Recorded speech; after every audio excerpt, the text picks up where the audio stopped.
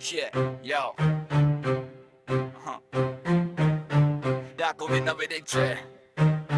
Jo, jo.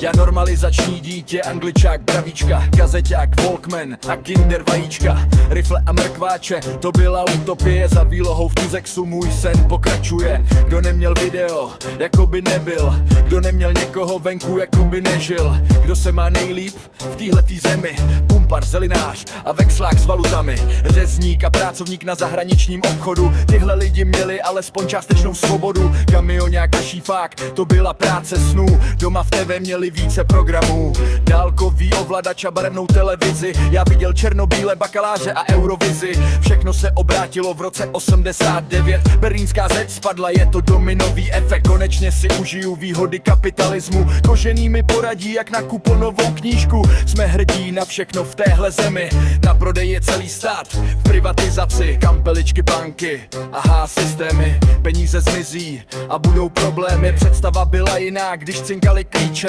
loupežníci kradou za klávesnicí počítače, těch pár peněz, co zbylo mezi důchodci, okradou je na zájezdu podobní prodejci, ten, kdo v téhle době nemá ostrý lokty, jeho sen se rozplyne na 3 směny, teď už mi nic nezbývá, jednou fakt nezdraví, v 75 důchodů je prej normální, ostroje hned do futrálu to chtějí, oni z parlamentu půjdou od počatí. Heliporty, vily, bazény, malé divy, zlato hezky v úschově, obrazy a šperky, daří se jim skvěle, není co dodat, hlavně minimální plat, nesmíš stoupat, sám si za to můžeš, že si neměl ostrý lokty, musíš se líp učit a být mezi těmi oty, někdo se má dobře a někdo hůř, od pultíku káže moudrý muž, nic neumí, jen kecat dovede, nic nedokázal, jen udával lidi od vedle, už končím, už mě o tom psát nebaví, jmenuji se Jarda Kunc, připij si na moje zdraví.